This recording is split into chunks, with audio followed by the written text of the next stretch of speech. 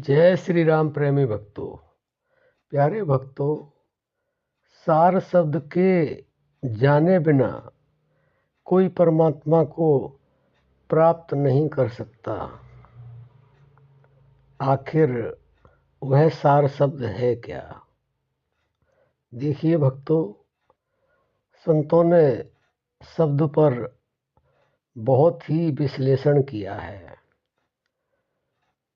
नानक जी ने लिखा है, शब्द ही धरती, शब्द ही आकाश, शब्द ही शब्द होय प्रकाश, सगली सृष्टि शब्द के पीछे, नानक शब्द घटा घटा जी। वह शब्द क्या है? तो शब्द तक तो संतों ने बता दिया, और यह भी कहा है कि शब्द धुन को सुनते हैं संत सुजान। उस शब्द की ध्वनि को जो संत होते हैं वह सुनते हैं, लेकिन सार शब्द के बारे में वह चुप हो जाते हैं। आखिर क्यों? वो कौन होते हैं? वो संत नहीं, परम संत होते हैं। वो संतों की पूर्ण अवस्था को ही परम संत कहते हैं। उसके लिए नानक जी ने एक जगह और भी लिख दिया, तंत्र मंत्र सब झूठ है, मत भरमो संसार, सार शब्द जाने बिना कोई न उतरे पार। जितने भी तंत्र मंत्र हैं ये सब बिल्कुल झूठ है। उन्होंने स्पष्ट लिखा है, ये संसार वालों, तुम भ्रम में मत पड़ो। आप उस सार शब्द को जान लो, तभी आप इस भवसागर से प्राप्त हो सकते हो। भवसागर से पार होने का मतलब क्या है? भवसागर से पार होने का मतलब है जन्म मृत्यु से छुटकारा, आत्मा का परमात्मा में मिलन। तो ये सार शब्द है क्या? सार शब्द ही स्वयं परमात्मा है।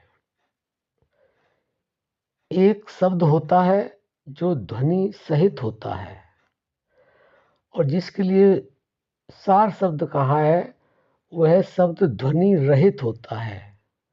शब्द में तो ध्वनि होती है, लेकिन सार शब्द में ध्वनि नहीं होती है, वो बिना ध्वनि के होता है, इसलिए उसको ध्वनि रहित कहा गया है। इसको समझना थोड़ा सा मुश्किल है, लेकिन हम फिर भी समझाने का प्रयास कर रहे हैं। अगर आप समझ लेंगे तो आपका कल्याण संभव है, आपका भवसागर से पार होना संभव है।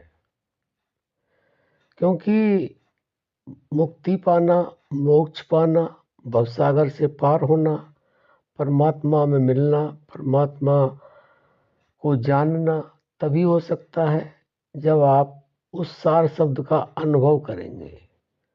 वह सार शब्द न तो बोलने में आता है, न वो सुनने में आता है, और न ही वह लिखने में आता है, न वह पढ़ा जा सकता है।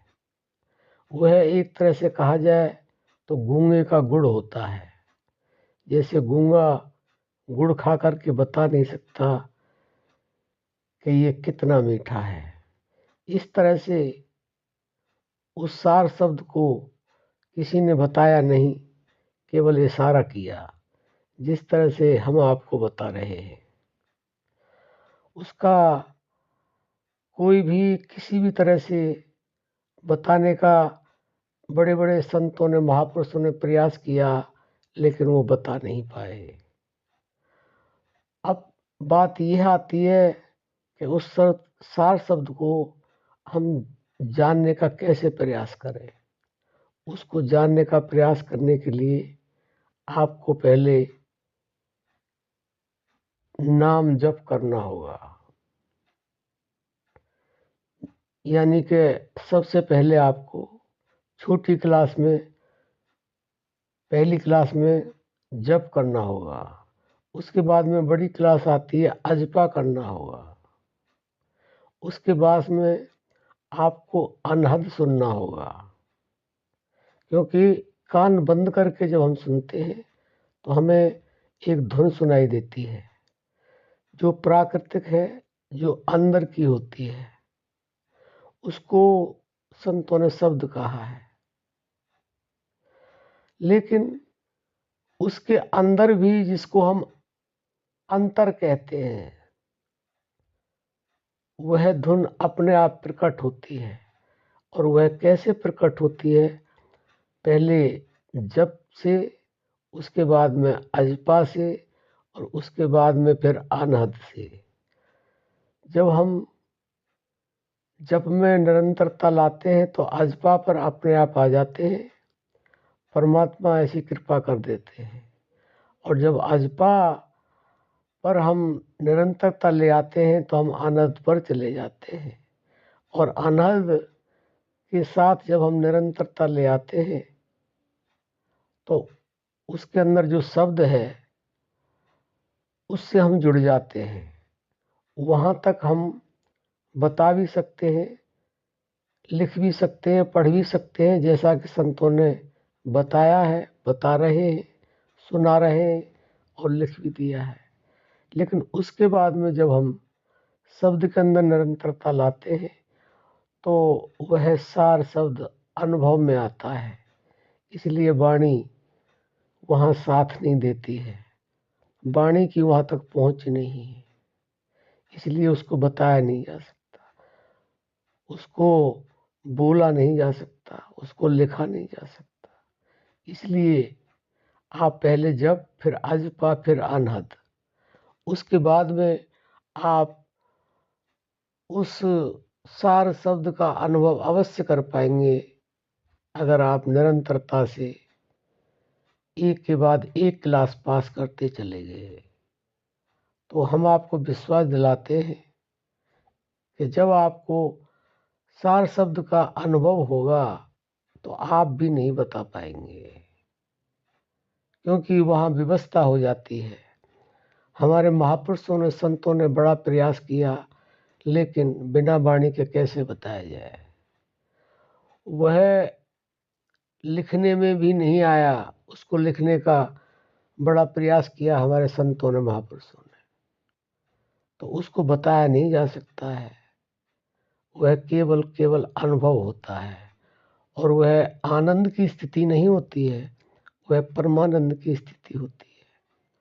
और वहाँ पर हमारी मन, इंद्रियां सब समाप्त हो जाती हैं। वहाँ केवल वह सार शब्द रूपी परमात्मा ही बचता है, जो सार है, जो आदि है, अनादि है, अखंड है। तो जिस तरह से हमने आपको बताया, इस तरह से अगर आप जानने का प्रयास करेंगे तो आप परमात्मा को अवश्य ही प्राप्त कर सकते हैं। अब हम अपनी वाणी को विराम देते हैं। जय श्री राम।